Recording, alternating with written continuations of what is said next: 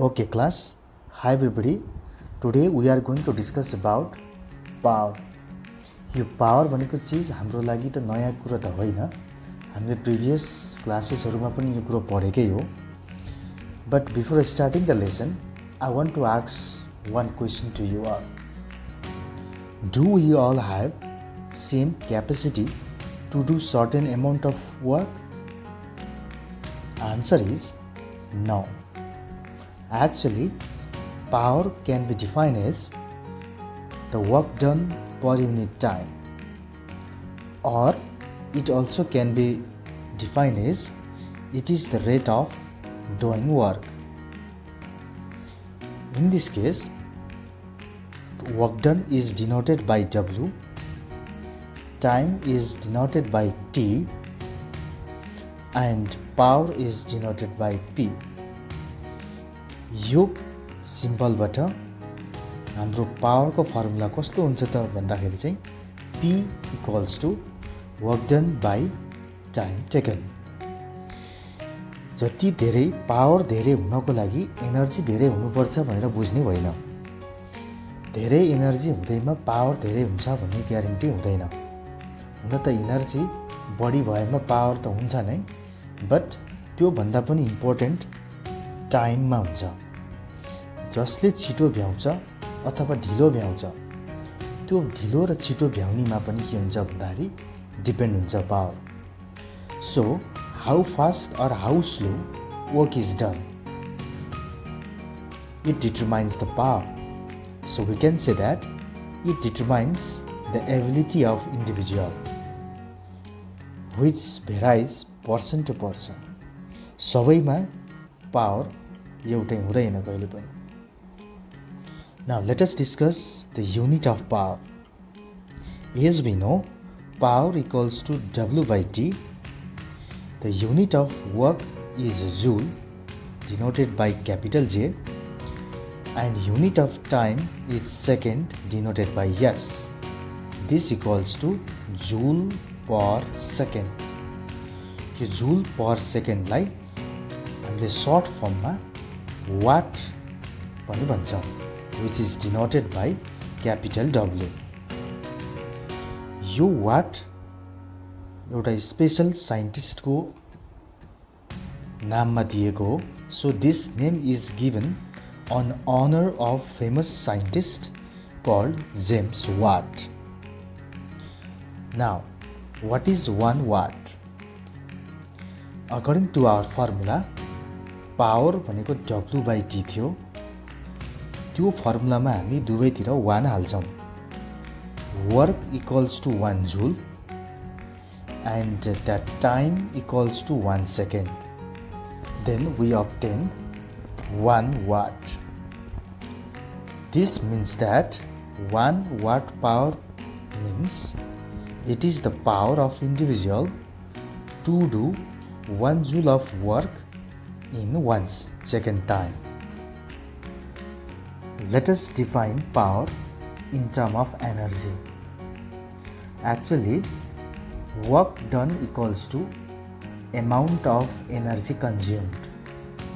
काम गर्दाखेरि जति धेरै एनर्जी स्पेन्ड भएको हुन्छ, त्यो स्पेन्ड एनर्जीसँग वर्क डन क्याल्कुलेट हुन्छ. So the power can be defined as energy consumed per unit time. So it also known as it also can be defined as the rate of energy consumed. From these two equations, we can conclude that the rate of energy consumed र rate of doing works बराबर देखियो. So we can say that rate of energy consumed is equal to the rate of doing work. अब हामी सबैले electrical डिभाइसेसहरु त देखेकै होला. हरेक इलेक्ट्रिक डिभाइसेसहरुमा त्यसमा 60 वाट बल्ब हो भने 60 वाट 100 वाट लेखेको हुन्छ. आइरनमा लेखेको हुन्छ. राइस कुकर, फ्यान, सबै इलेक्ट्रिकल डिभाइसेसहरुमा त्यहाँ पावर लेखेको हुन्छ. Likewise, in case of bulb, electric bulb, if it is written 60 watt, then what does it mean? के लेखेको होला त? It means that the bulb consumes 60 joule of electrical energy in 1 second. Now let us discuss bigger unit of power. Bigger unit of power हरु kilowatt अनि megawatt. यसको relation को कुरा गर्नु पर्यो भने 1 किलोवाट इक्वल्स टु 1000 वाट्स हुन्छ र यो भन्दा पनि ठुलो मेगावाट हुन्छ. 1 megawatt equals to 10 to the power 6 watts हुन्छ. That is also equals to 1 को पछाडि 6 वटा 0 वाट्स हुन्छ. Other unit of power, अरु पनि युनिट छ. Likewise, horse power. Horse power is denoted by HP, and 1 horsepower equals to 746 watt.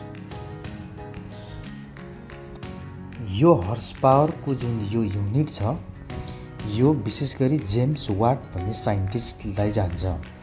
In 18th century उसले एउटा स्टीम इन्जिन बनाएको थियो र त्यो स्टीम इन्जिनको पावरलाई मेजर गर्नको लागि त्यतिखेर त्यस्तो खालको कुनै पनि ठुलो इन्स्ट्रुमेन्टहरु थिएन. So to measure his power of steam engine he used horse. उसले धेरै हर्सहरुलाई चाहिँ युज गरेर आफ्नो स्टीम इन्जिनको पावर मेजर गर्न खोज्यो र त्यसले गर्दाखेरि चाहिँ 1 हर्स पावर मिन्स एउटा हर्सको पावर. एउटा हर्सले तान्दाखेरि जति पावर लिन्छ त्यसलाई हामीले 1 हर्स पावर भनेर भन्छौं. र यो उसले आफ्नो स्टीम इन्जिनको स्ट्रेन्थ अथवा पावरलाई नाप्नको लागि उसले चाहिँ धेरैवटा हर्सलाई राखेर चाहिँ इन्जिनको पावरलाई कम्पेयर गरेको थियो. So 1 horse power is compared to the power of horse in 18th century. Okay, that's power.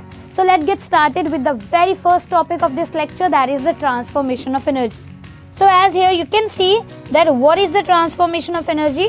The change of energy from one form to the other. So I can mark here the change of one form of energy into the other form is known as transformation of energy. Now if I just want to discuss with you day-to-day life example, let us suppose we have a stone that is lying on the roof of a house. Now if I ask you what type of energy that stone is having, just try to think. It is at some height from the ground, so it is having potential energy.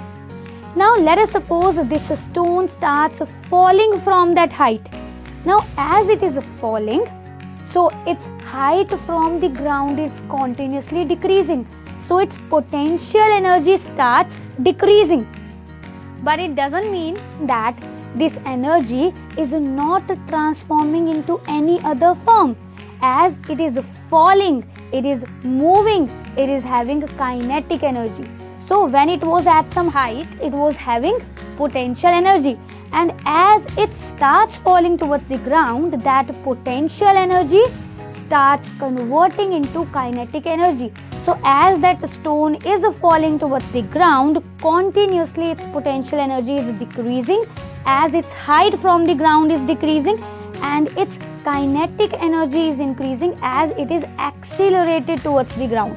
So as the velocity as it is moving towards the ground is increasing, this is the reason why kinetic energy is increasing.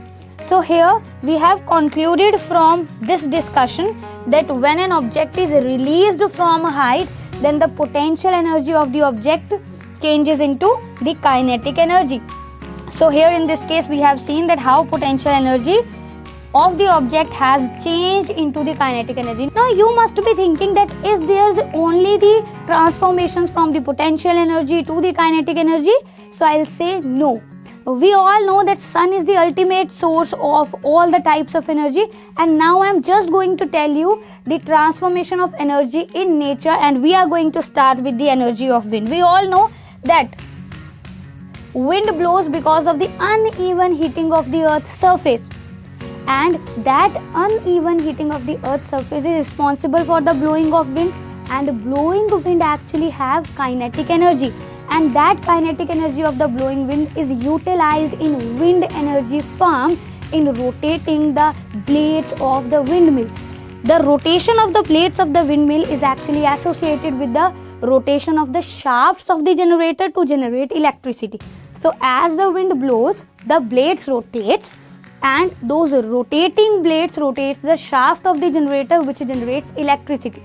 So here you have seen how the solar energy changes into wind energy, and that wind energy is utilized in generating electricity. So this is the transformation of energy. Moving on to the next type of transformation, that is the energy from food. Now in this case, we know that all the plants prepare their food by the process of photosynthesis, and for that also they require sunlight. So they utilize sunlight to prepare their food, which gets stored in them in the form of chemical energy. And when humans and animals eat those plants, that chemical energy gets stored in them also. And then when we do all the type of various activities and we say we require energy for that, that energy is coming from the food that we eat, and the energy in that food comes from the solar energy. Further, moving on to the next type of energy, that's the energy of the fossil fuels. The bodies of the animals and plants after their death, when it gets buried deep under the earth crust for millions and millions years ago, and that created fossil fuels like coal, petroleum, natural gas.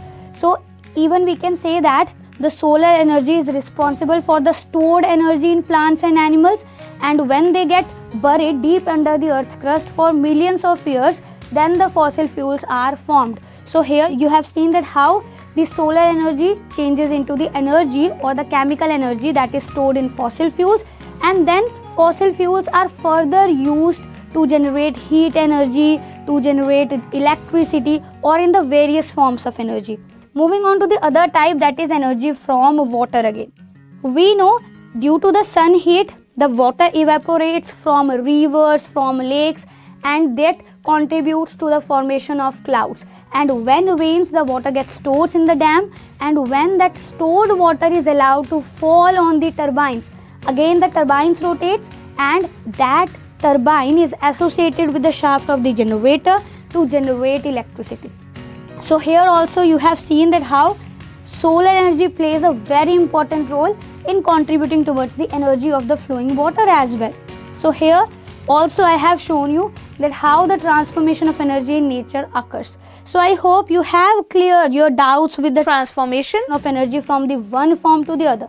Now it's very important to verify that whether this transformation of energy is actually valid or not. So let's move on to the next segment of this lecture and discuss in detail about the law of conservation of energy.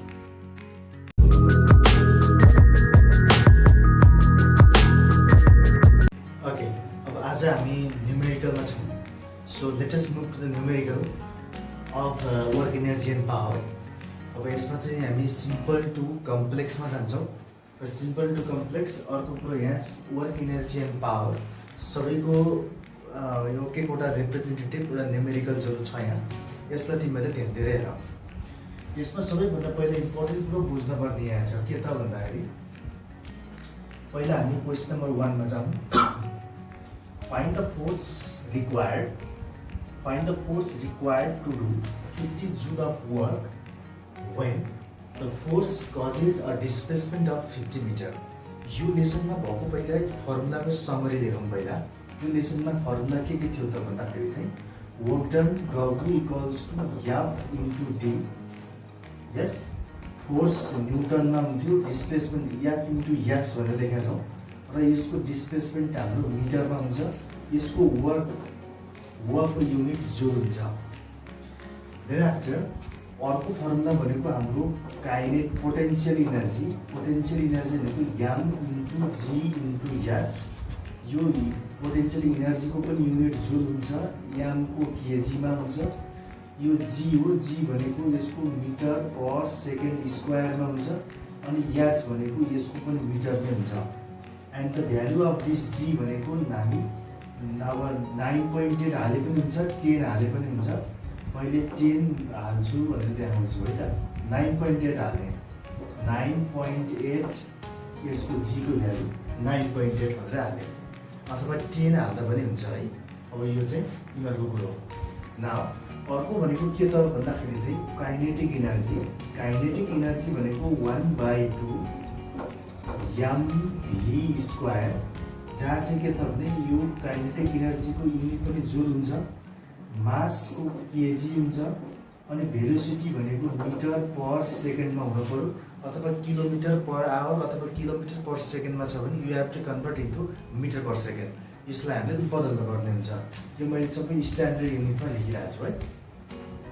Then after अर्को भनेको power हो। Power भन्ने बित्तिकै P equals to W/T हुन्छ। यो डब्लुलाई तिमीहरूले हटाएर चाहिँ डब्लु भनेको याफ इन्टु S/T भन्दा पनि हुन्छ। अझै याफलाई अझै घुटाउन मिल्छ। यसको मतलब पावर भनेको के लेख्न पाइन्छ त भने mg इन्टु S/T पनि लेख्न पाइन्छ। अब mg भनेको याफ फोर्स होइन, फोर्सको फर्मुला mg हुन्छ। ma भने नि भयो, mg भने नि भयो। ग्राभिटीको केसमा हामीले एलाई हटाएर g लेख्छौँ, त्यही भएर चाहिँ यो केसमा चाहिँ हाम्रो mg भनेर भन्यो। नाउ यो फर्मुला चाहिँ पावरको युनिट के हुन्छ त भन्दाखेरि चाहिँ अब वाट हुन्छ। अनि यो टाइम हो, यो टाइम चाहिँ केमा हुन्छ त भन्दाखेरि सेकेन्डमा हुन्छ। बाँकी सबै नोटेसन माथि आइसकेको छ। नाउ यति कुरा सम्झिएपछि अनि बल्ल हामीले के गर्न सक्छौँ त भने न्युमेरिकल गर्न सक्छौँ।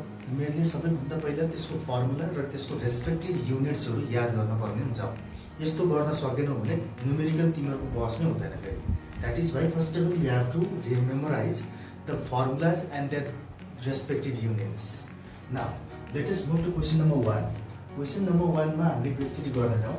फाइन्ड द फोर्स रिक्वायर्ड, होइन, find the force required to do 50 joule of work.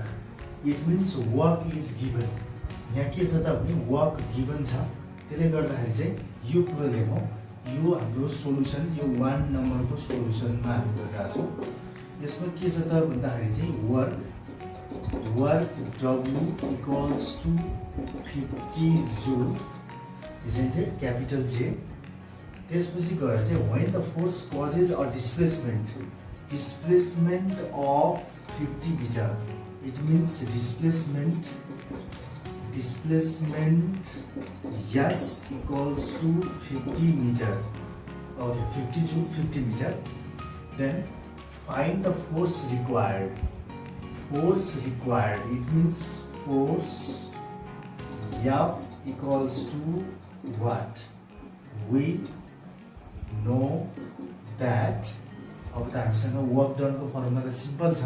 Work done means we know that W equals to F into yes. It means के भयो त वर्क W को फर्मुला, W को value हाल्ने 50 equals to, अब formula हालेको बेलामा unit लेखिरहन पर्दैन। Force into displacement means 50। It means 50 goes down, 50 divide by 50 equals to F। Therefore, F equals to 51 जा 50. It means force equals to कति भयो त भन्दाखेरि चाहिँ 1 न्युटन भयो। फोर्सको युनिट न्युटन हो, मैले लेखिसकेको छु यहाँ। इट मिन्स के भयो त भन्दाखेरि चाहिँ फोर्सको युनिट आइहाल्यो, फोर्सको भ्यालु आयो। It means 1 newton force is required to do, होइन, 1 newton force is required to displace this body by 50 meter distance, 50 meter displacement. Okay, like this way. Now we can do second one. अब second one में जाने कसरी त भन्दाखेरि अब second one kinetic energy निकाल्नु छ। मैले यसलाई अब यो रफ गरेँ, यसलाई तिमीहरूले हेरिरहेको छौ है। नाउ सेकेन्ड वान, सेकेन्डलाई गर्ने कसरी त भन्दाखेरि चाहिँ सेकेन्डको चिजमा प्रोसेसमा चाहिँ now we need to find kinetic energy.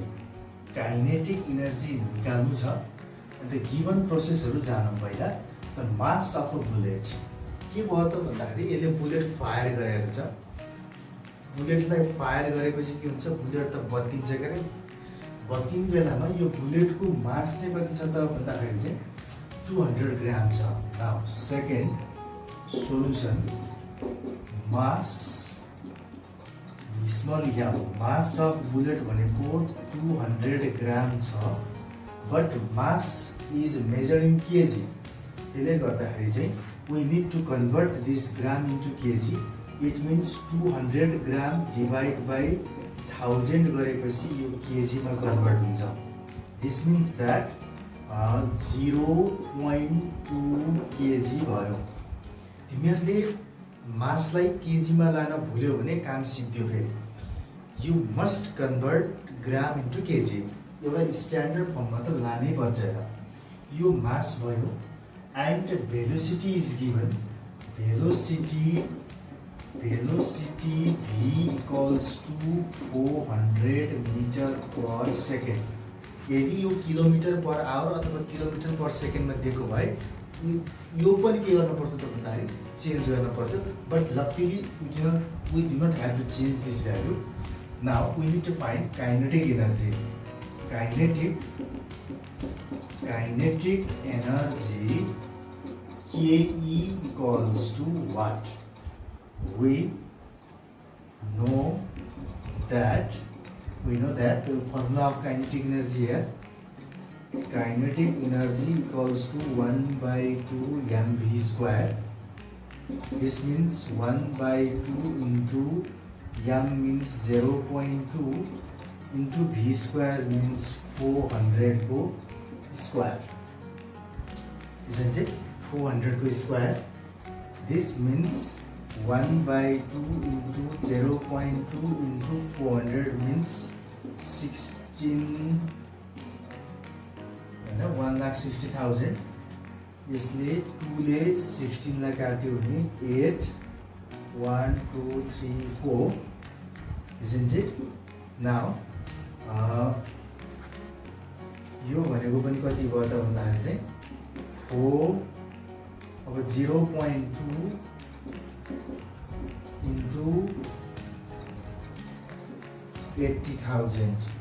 Okay, now 80,000 into 0.2 into 16,000 joule. That means kinetic energy equals to 16,000 joule हुँदो रहेछ। र यसरी चाहिँ हामीले काइनेटिक एनर्जी निकाल्न सक्छौँ। के गर्नु पर्यो त भन्दाखेरि सबैभन्दा पहिला तिमीहरूलाई फर्मुला र त्यसको रेस्पेक्टिभ युनिट्सहरू याद गर्नु पर्यो। अनि एसआई सिस्टममा छ कि छैन त्यो पनि याद गर्नु पर्यो। And second one you have to understand the question. क्वेसनमा त्यहाँ गिभन दिएको हुन्छ, त्यो गिभन तिमीहरूले यो दिएको भनेर चाहिँ ठम्ब्याउन सक्नुपर्छ। त्यो सकेनौ भने फेरि यो हिसाब गर्न सक्दैनौ। नाउ अब मैले काइनेटिक एनर्जी गरेको छु। Now you may be asked in term of potential energy. Potential energy दियो भने पनि we have formula here mgh। यो mgh मध्येमा मास अनि त्यसपछि एक्सेलरेसन ड्यु टु ग्राभिटी अनि त्यसको हाइट त्यो दियो भने you can use the formula mgh and you are certainly find the value of potential energy. त्यसले गर्दा यहाँबाट पोटेन्शियल एनर्जी पनि निकाल्न मिल्छ है त। यसरी चाहिँ second one also finished. Now let us move to third one.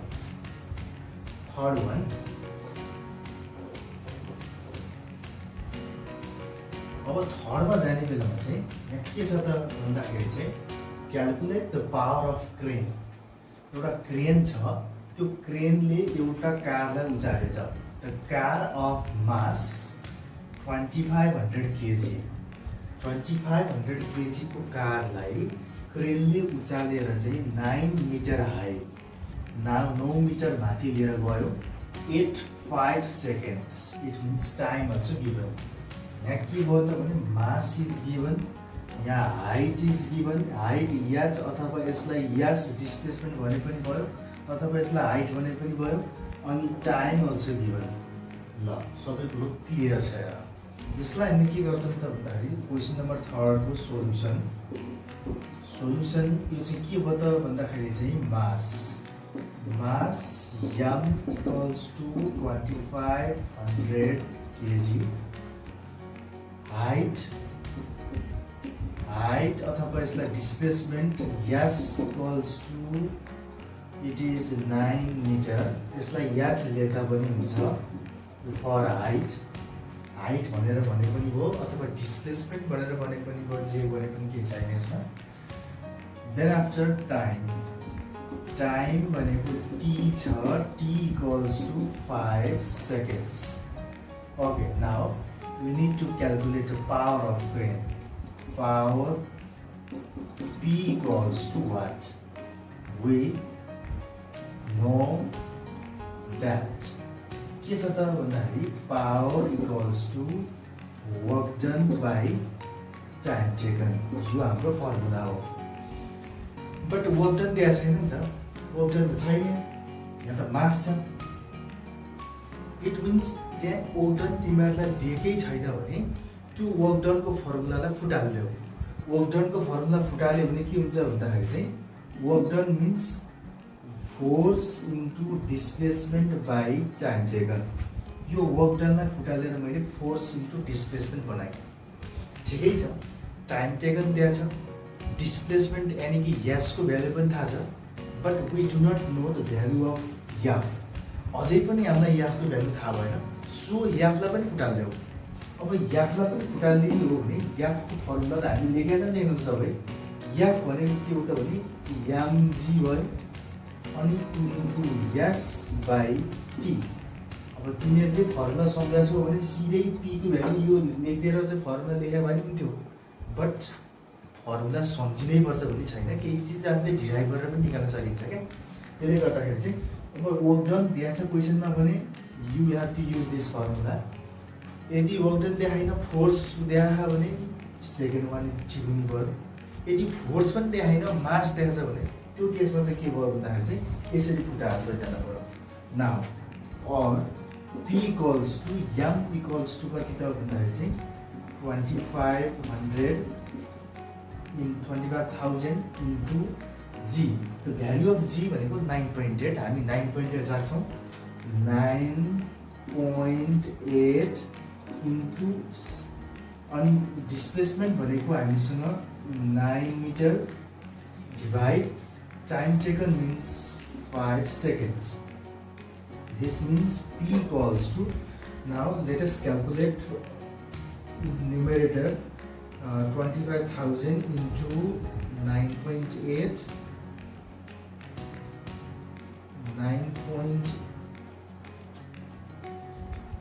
into 9 गर्दाखेरि 2205,000 divide by 5 आयो। This means power equals to divide by 5. It means 441,000 watts भनेर भन्नु पर्यो। The unit of power is watt। यो चाहिँ के हो त भन्दाखेरि चाहिँ वर्क, एनर्जी एन्ड पावरको मैले एक एकवटा तिमीहरूलाई इक्जाम्पल गरेर देखाइदिएँ। बाँकी तिमीहरू सबै न्युमेरिकल्सहरू छ, न्युमेरिकल पोर्सन तिमीहरूले प्र्याक्टिस गर्ने हो, नआएको पनि सोध्नु होइन। तर यो बाँकी यो सबै के तपाईँ एउटा तिनैवटा वर्क, एनर्जी एन्ड पावरको एउटा रिप्रेजेन्टेटिभ क्वेसन्सहरू हो।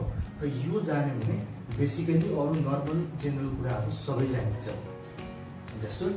By this way we can solve the general method of the numericals of work, energy and power.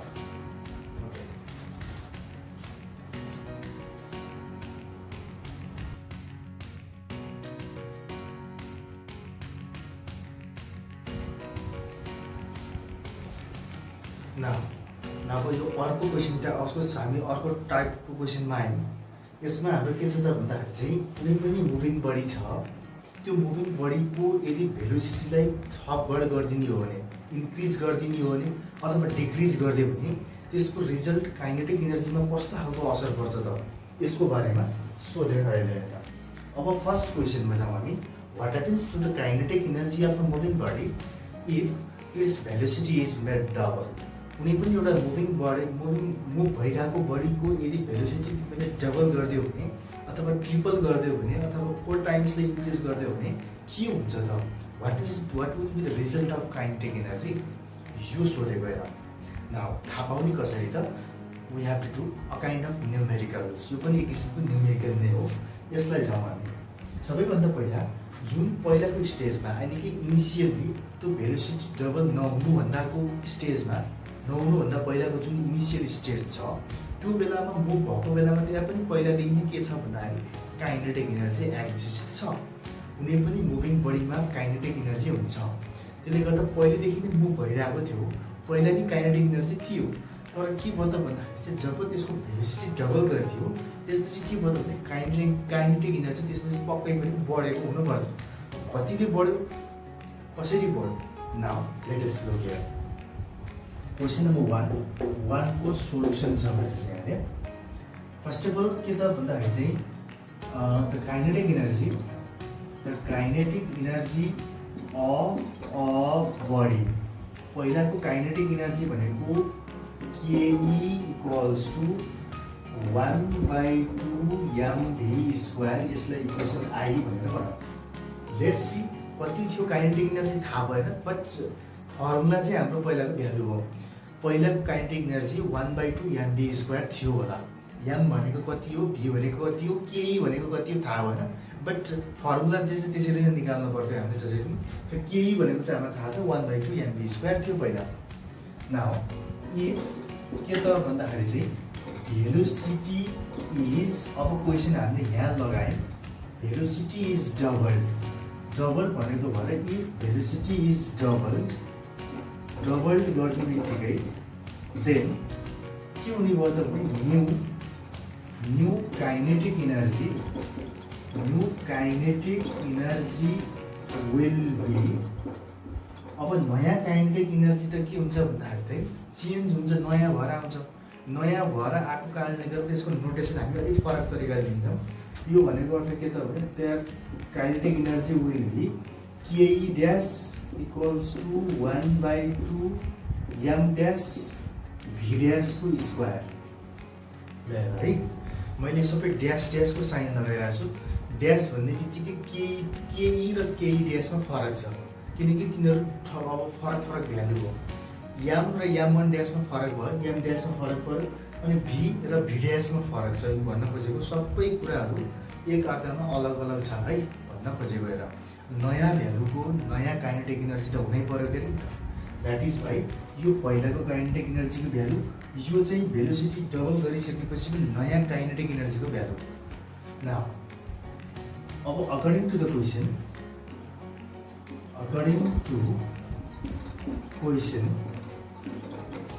Question अनुसार के भएको भन्दाखेरि चाहिँ भेलोसिटी मात्रै डबल भएको, मासको कुनै पनि कुरै गरे होइन। इट मिन्स मासको कुरा नगर्नु भनेको मतलब मास इज रिमेन कन्स्टेन्ट। मासमा केही पनि चेन्ज गरेको छैन यसले। मासमा चेन्ज भएर रहन्छ, भेलोसिटी चाहिँ डबल गरेर रहेछ। त्यसले गर्दाखेरि मासमा केही चेन्ज आएर रहन्छ भनेपछि जुन हामीले यो फरक m1 लेखेका छौँ, m ड्यास लेखेका छौँ, m ड्यास भनेको पहिलाको m सँगै बराबर छ। हामीले जुन m पनि फरक हुनसक्छ भन्ने पाराले हामी लेखेका हो, तर फरक छैन रहेछ। किन त भन्दाखेरि मासको कुनै पनि कुरै गरे होइन, अहिलेको नयाँ मास पनि पहिलाको सँगसँगै बराबर छ यो भन्न खोजेको। तर अहिलेको नयाँ जुन भेलोसिटी छ v ड्यास भनेर लेखेका छौँ, v ड्यास भनेको चाहिँ के छ त भने डबल छ भनेर भनेको छ। डबल भएको भएर पहिलाको चाहिँ के हो भन्दाखेरि v थियो, अहिले डबल भनेको के हो त भन्दाखेरि चाहिँ 2v भयो। यो चाहिँ हाम्रो चाहिँ के भयो भन्दाखेरि चाहिँ चेन्ज भयो।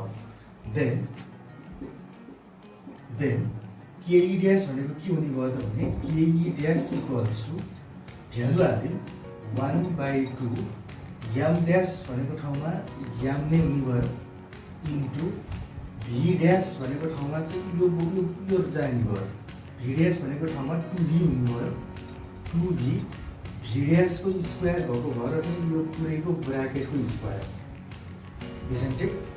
यो स्क्वायर भयो, भिडिएसको स्क्वायर भएको भएर भिडिएसको भ्यालु 2 दिइहालेको है और के dash equals to 1/2 into m into 2 को पनि स्क्वायर हो भी को पनि स्क्वायर हो द्याट इज भाइ 2 को स्क्वायर भनेको कति भयो भने 4 भयो अनि भी को स्क्वायर भी स्क्वायर भयो तर तिमीले अब के नगर भने हतार गरेर पनि यहाँ यो 2 र 4 नकाट्नु के 2 र 4 नकाट अहिले पछि झ्याउ हुन्छ फेरि जुन भ्यालु आउँछ यो भ्यालु आएकोलाई सर्लकै बाहिर यतापट्टि अगाडिपट्टि लिएर आउँ के ड्यास इक्वल्स टु के त भन्दाखेरि 4 लाई अगाडि ल्याएँ मैले 4 लाई अगाडि ल्याएर मैले भित्र के गर्छु भन्दाखेरि यो 1/2 यही लेखेको अनि एम यही लेखेको अनि यो भी स्क्वायर यही लेखेको मात्र के गरेँ भन्दाखेरि 4 लाई ब्राकेटभन्दा अगाडि ल्याएर राखेँ यो किन ल्याएर राखेँ त भन्दाखेरि चाहिँ this value 1/2 mv square is equals to equation आएमा हेर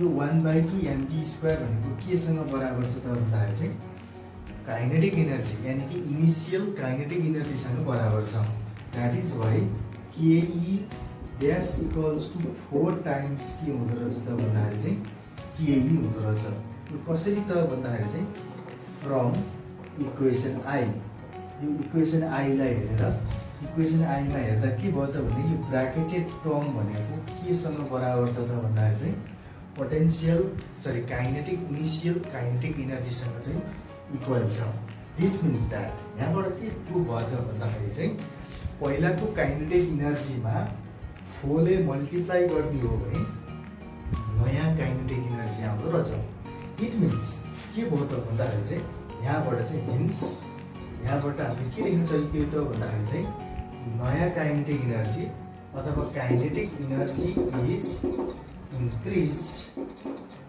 बाई के त भन्दाखेरि 4 टाइम्स इन्क्रिज्ड बाई 4 टाइम्स पहिलाको काइनेटिक एनर्जी भन्दा अहिले नयाँ काइनेटिक एनर्जी के भएछ त भन्दाखेरि चाहिँ 4 टाइम्सले इन्क्रिज भएछ कतिखेर त भन्दाखेरि भेलोसिटी डबल गर्दाखेरि अब भेलोसिटी ट्रिपल गर्दाखेरि कति हुन्छ होइन भेलोसिटीलाई चाहिँ अब चौरल गऱ्यो भने त्यसको काइनेटिक एनर्जी कति हुन्छ भनेको we can easily find out by this way understand अब यसको मतलब यहाँ के भयो त भने यदि तिमीहरूको यहाँ फ्रेक्सनमा आछ अथवा अपनमा आइदियो भने के हुन्छ भन्दाखेरि डिक्रिज हुन्छ यदि अपनमा आएन भने त्यो के हुन्छ त भने इन्क्रिज हुन्छ अब अहिले यहाँ 4 इन्टु छ इट मिन्स 4 ले मल्टिप्लाई भएको छ त्यही भएर चाहिँ 4 टाइम्स इन्क्रिज बाई 4 टाइम्स यदि यहाँ 5 आइदिएको भए kinetic energy is increase by 5 times ठिक छ होइन तर यदि यहाँ यसको 4 को ठाउँमा 1/2 आइदियो सपोज होइन यसरी बाईमा आयो 1/2 अनि त्यसपछि केही भयो भने चाहिँ फेरि डिक्रिज बाई 2 टाइम्स अपनमा भयो भने डिक्रिज हुन्छ अनि त्यसपछि त्यहाँबाट चाहिँ मल्टिप्लाईमा छ भने चाहिँ के हुन्छ त भन्दाखेरि चाहिँ इन्क्रिज हुन्छ यसरी चाहिँ हामीले चाहिँ क्यालकुलेट गर्न सक्छौँ त्यही भएर चाहिँ कुनै पनि बडीको भेलोसिटी डबल गरिदियो भने त्यसको काइनेटिक एनर्जी कतिले बढ्दो रहेछ त भन्दाखेरि चाहिँ 4 टाइम्सले बढ्दो रहेछ similarly we can do next question also अब यसमा चाहिँ के भनेको छ भने find what happens to the kinetic energy of a moving body if its velocity is half यदि भेलोसिटीलाई हाफ गरेछ भने त्यसको काइनेटिक एनर्जी कस्तो हुन्छ त सोल्युसन त एउटै हुन्छ म मात्र एउटा डिजिट चेन्ज गर्छु म न्युमेरिकल भ्यालुजहरू चेन्ज गर्दै जान्छु किनकि यहाँले यसो राम्रोसँग हेर केही गर्न पर्दैन पहिलाको काइनेटिक एनर्जी अहिले त पहिला डबल भनेको थियो अहिले हाफ भने हो अब चेन्ज कहाँ मात्रै हुन्छ त हेर्दै जाऊ तर काइनेटिक एनर्जी अफ बडी केही भनेको 1/2 एमभी स्क्वायर पहिलाको 1/2 एमभी स्क्वायर थियो होला